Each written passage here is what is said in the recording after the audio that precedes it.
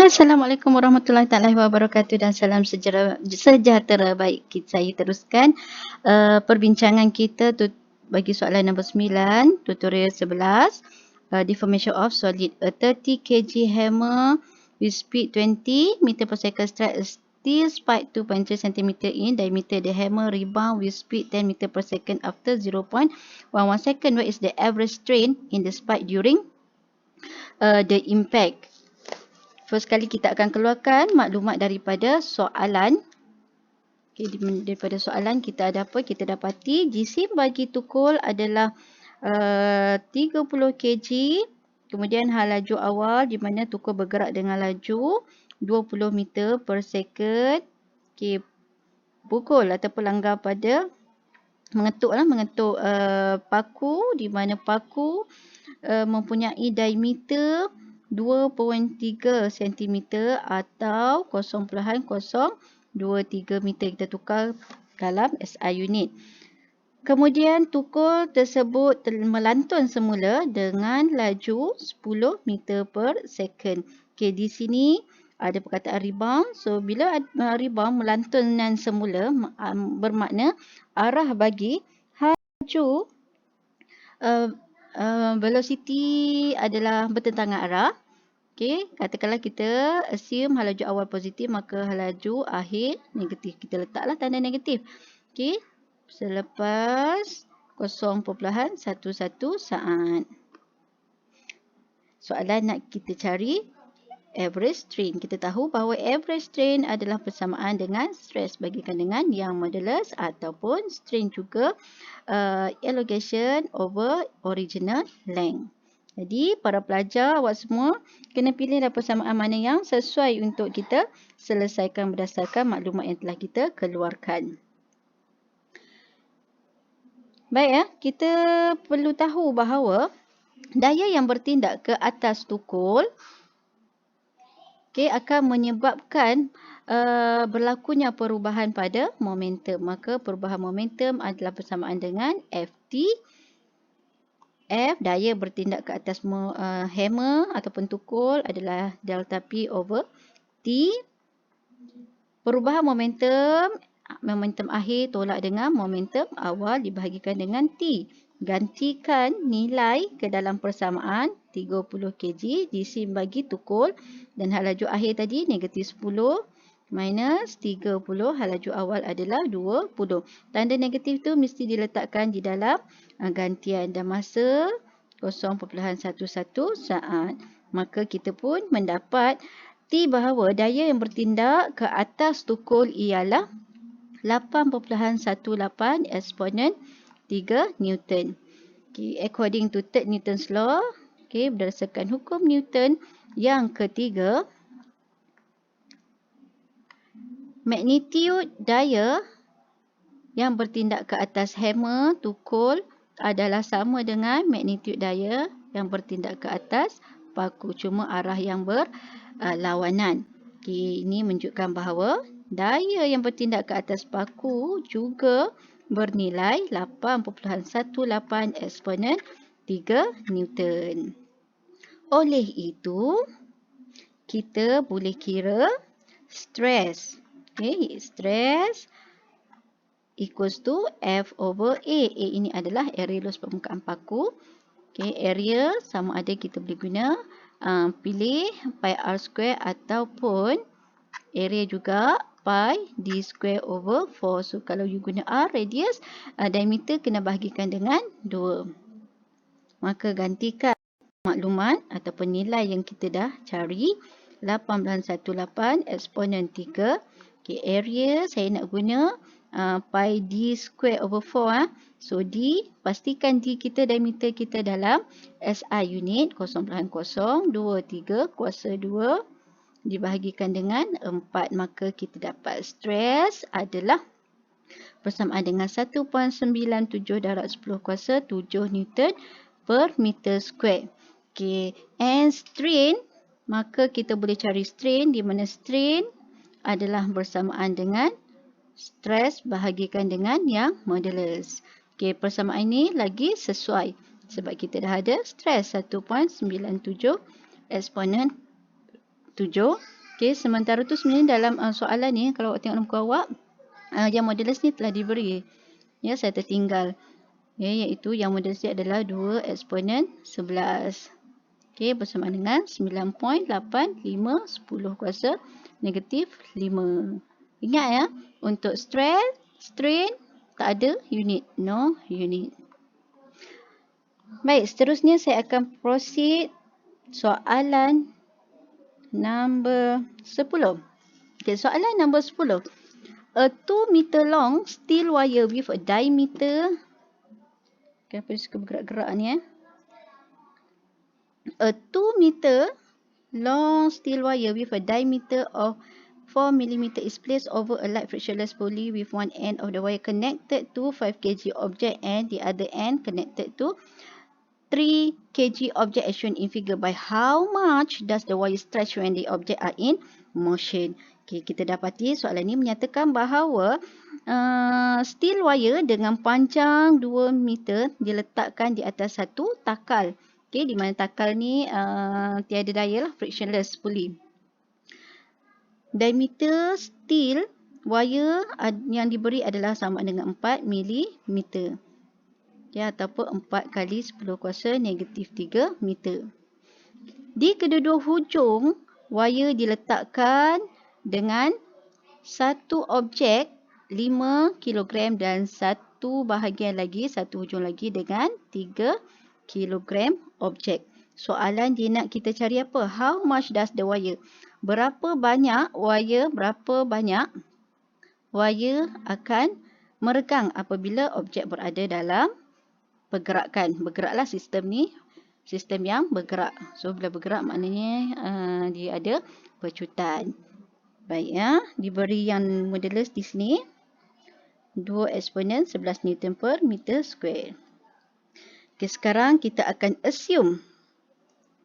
Okay, kita assume M1 kita adalah sama dengan 3 kg dan M2 kita adalah sama dengan 5 kg. Okay, kita buat free body diagram ya, ataupun kita lukis gambar rajah lah ya. So ini adalah M1, ini adalah M2. So M1 lebih ringan kan berbanding dengan M2, maka pergerakan dia adalah ke atas. Okay, ini tali, bila tali maknanya kita ada tension. Okay, and then ada weight. Manakala untuk M2 dia akan bergerak ke mana? Ke bawah sebab dia lebih, jisim dia lebih besar kan. Sama juga untuk M2 kita ada tension, direction dia ke atas dan juga weight. Yang kedua ke bawah ya. Kita akan apply second Newton's law, F equals to MA. So maka kita akan buat gantian dalam persamaan kita ni. Okey. Jadi net force kita adalah bersamaan dengan T minus W1 equals to M1A.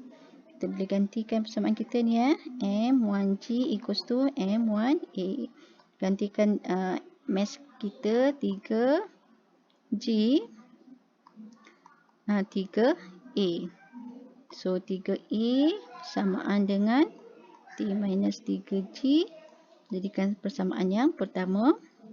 Kemudian kita selesaikan persamaan bagi objek 5 kg.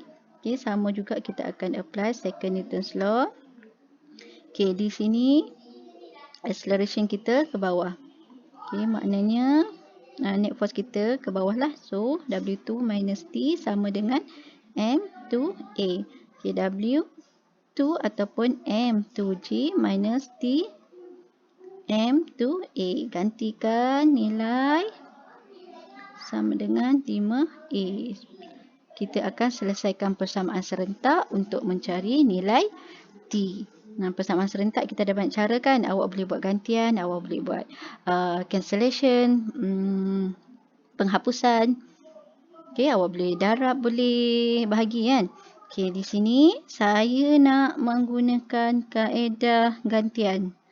Jadi, kalau menggunakan kaedah gantian, saya akan ambil from equation 1, A saya sama dengan T minus 3G bahagikan dengan 3. So, akan jadi equation yang ketiga.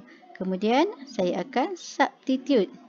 Okay, saya akan substitute equation 3 into equation 2.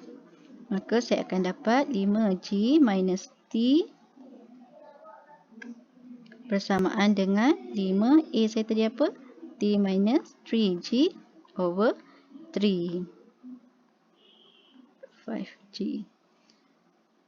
Susun balik persamaan untuk cari nilai T. Jadikan T sebagai subjek elemen akhirnya. Kita akan dapat T 36.8 Newton.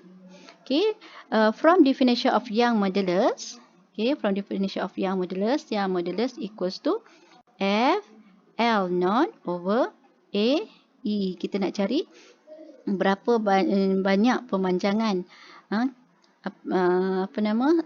Wire distress kan, iaitu kita nak cari elongation lah. E kita nak cari, maka E kita adalah bersamaan dengan F L0 over yang modulus area. So dalam kes ini F kita merujuk kepada nilai tension. So gantikan F kita 36.8. Okay, panjang asal tali tadi, wire tadi ialah bersamaan dengan 2 kan? 2 meter. Gantikan. Okey, yang modulus telah diberi 2 eksponen 11. Saya tak nak ganti kat sini. Ada gambar kucing. Kacau sungguhlah kucing ni. Okey, kemudian awak cari area. Okey. Okey, cari area. Macam mana cari area? Area bersamaan dengan pi R square ataupun D square over 4. Awak gantikanlah ya ke dalam persamaan. Dan akhirnya kita akan dapat elongation sebanyak 2.93 darab dengan 10 kuasa negatif 5 meter. Jangan lupa cari cross area dulu. Bila awak cari area, gantikan masuk dalam persamaan. Baik, saya akan teruskan dengan soalan yang terakhir, iaitu soalan nombor 11. A rubber coat of a catapult has a cross-sectional area of 2 mm square and a length of 10 cm is stretched to 12 cm and then released to a vertical launch stone of mass 30 gram. Determine the velocity of the stone if the Young's modulus of a rubber is 5 exponent 8 Newton per meter square. Okay, catapult ni adalah satu alat yang digunakan. Zaman-zaman dulu dia guna alat ni untuk berperang. Kalau awak lihat cerita orang putih, cerita peperangan yang dulu-dulu punya, okay, dia ada catapult untuk macam gini kan. Okay, kemudian dia letak batu, betul tak, sini sebagai macam peluru lah. Okay, di mana dalam soalan ni menyatakan bahawa rubber coat, okay, ni rubber coat of a catapult mempunyai cross sectional area 2 mm square. Okay, bila kita tukarkan kepada SI unit, kita akan dapat 2 eksponen mili, negatif 3, negatif 6 meter square. Kemudian panjang getah adalah 10 cm. Okay, getah ini dia stretch meregang sehingga 12 cm. Okay, meregang sehingga 12 cm, maksudnya panjang fani dia adalah 12 cm. Kemudian melepaskan ataupun melancar batu, okay, di mana mass untuk batu adalah 30 gram. Soalan nak cari berapa laju batu jika yang modulus yang diberikan adalah 5 darab 10 kuasa 8 Newton per meter square. Baik ya, kita teruskan dengan perbincangan kita.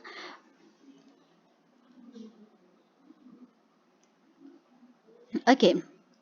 Berdasarkan yang modulus definition, yang modulus adalah bersamaan dengan F L0 over AE. Okey, E ini adalah pemanjangan. Yang modulus telah diberi dalam soalan, kita buat gantian saja 5 darab 10 kuasa 8. Okey, daya kita tak tahu, kita cari daya. Okey, panjang asal rubber tadi ialah 10 cm ataupun 0.1 cm. Okey, area. area telah diberi iaitu 2 eksponen negatif 6. And elongation. Kita kena carilah elongation. Okey. Awal tadi panjang asal raba getah adalah 10 cm. Kemudian dia meregang sehingga 12 cm. Maka elongation dia adalah 2 cm. F 10 gantikan dengan 2 kali 10 negatif 6. Elongation 2 kali 10 negatif 2. Okay, maka kita boleh dapatlah nilai F iaitu 200 Newton. Okay, soalan nak cari hal laju. Macam mana kita nak kaitkan? Sebelum ni kita hanya belajar stress, strain, tak ada pun hal laju kan. Okay, berlaku pergerakan kan. Okay, kat sini kita boleh apply conservation of energy. Total energy initial sama dengan total energy final. Okay, energy initial dia apa? Energy initial dia adalah semasa kita tarik katapul tu kan. Okay, ada getah kan, you tarik, dia akan elastik, betul tak? Okay, maka dia ada elastic potential energy. Okay, bila kita lepaskan, maka elastic potential energy ni dia akan convert kepada kinetic energy.